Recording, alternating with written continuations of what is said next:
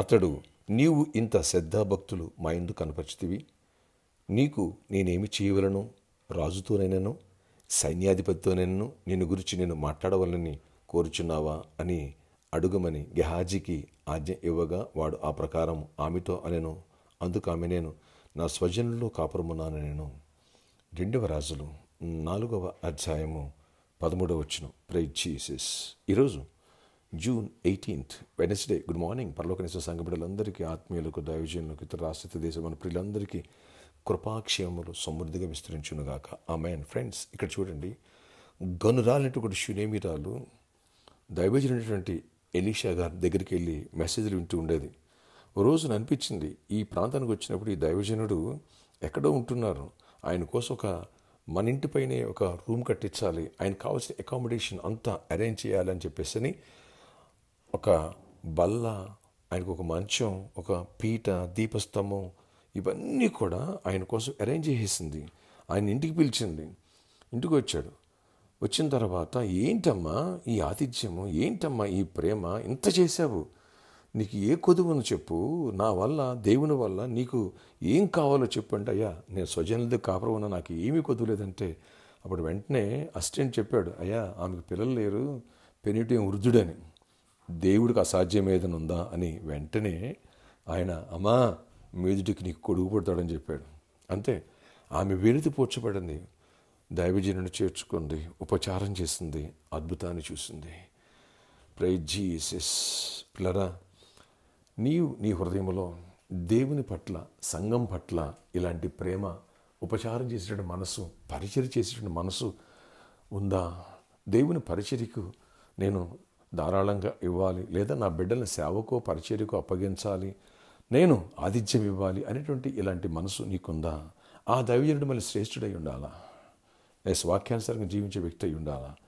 ఇక్కడ చూడండి, ఆ సంఘం అలాంటిది అయి ఉండాలా? చాలామంది సంఘం పట్ల ఆ ప్రేమ ఉండదండి. చాలామంది దైవజనుల పట్ల ఆ ప్రేమ ఉండదండి.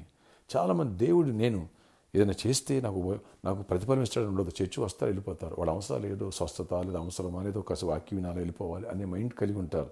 మరి అలా వెళ్ళిపోవచ్చు కదా, ఈవిడ గనురాలు, చాలా డబ్బున్నామే, అలా చేయొచ్చు కదా, అలా చేయలే. ఏం చేసింది? దైవజనుడి ఇంటికి చేర్చుకుంది. దేవుడు ఊరుకుంటాడా? రూతు తన అత్తగారికైనటువంటి నయోమికి పెనిమిటి చనిపోయినా సరే వెళ్ళి ఉపచారం చేస్తే, తల్లిలా చూసుకుంటే దేవుడు ఎంత ప్రతిఫలం ఇచ్చాడు.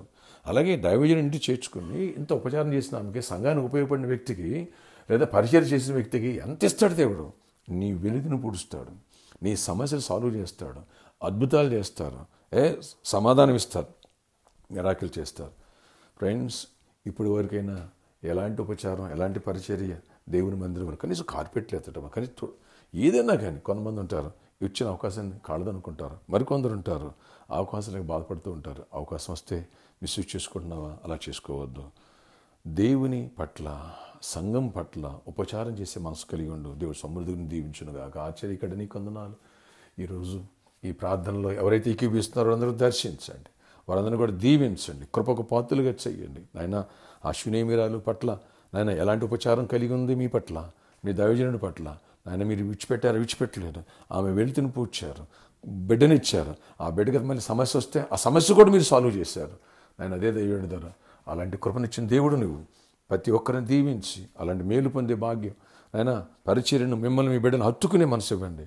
ప్రతి ఒక్కరిపైన నీ ఆశీర్వాదం, కృపను కుమరించండి, దీవెన దయచేయండి. ప్రతి ఒక్కరి అవసరాలు తీర్చండి, జాబ్స్ ఇవ్వండి, ఐక్స్ ఇవ్వండి, నెమ్మదినివ్వండి, స్కూల్స్ కాజరీ ఓపెన్ అయ్యండి, ఫీజులు కట్టుకోవడం కృపనివ్వండి, ఎక్కడ సీట్ కావాలో ఆ విషయంలో కృపనివ్వండి. నీట్ రాసిన మా బిడ్డలకి ర్యాంకులు వచ్చినాయి, మంచి సీట్స్ ఇవ్వండి, మెడికల్ సీట్స్ అన్నింటిలో కృపనివ్వండి. ఇంటర్వ్యూకి వెళ్ళే బిడ్డలని నాయన తోడై ఉండండి, కాంపిటేటివ్ రాసిన బిడ్డలు తోడై ఉండండి.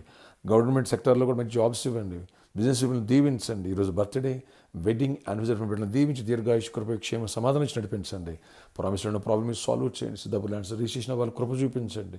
ఆ సర్కస్ రౌండ్ మాకు ఆయన వాళ్ళు గిఫ్ట్కి ఇవ్వడానికి వాళ్ళు ప్రేరేపించండి. వాళ్ళతో మీరు మాట్లాడండి, ప్రతి సమస్య సాల్వ్ చేయండి. చీకటి ఆత్మను లయపరచండి. మీ తోడు మాత్రం చిన్నల్ని, పెద్దల్ని, యవనస్తుల్ని, వృద్ధుల్ని ప్రతి ఒక్కరిని జ్ఞాపకం చేసుకుని ఈ రోజంతలో గొప్ప విజయాన్ని ఇచ్చి దీవెనతో నింపండి. విదేశాలను మా ప్రియులను షైనీ, జకరియా, జాన్సన్ గారి ఫ్యామిలీ, ఇక్కడున్న బిడ్డల్ని, కరుణ ఆయన, మరి అవినాశుల్ని నాయన వీళ్ళందరినీ కూడా జ్ఞాపకం చేసుకో. హరీష్ని జ్ఞాపకం చేసుకో.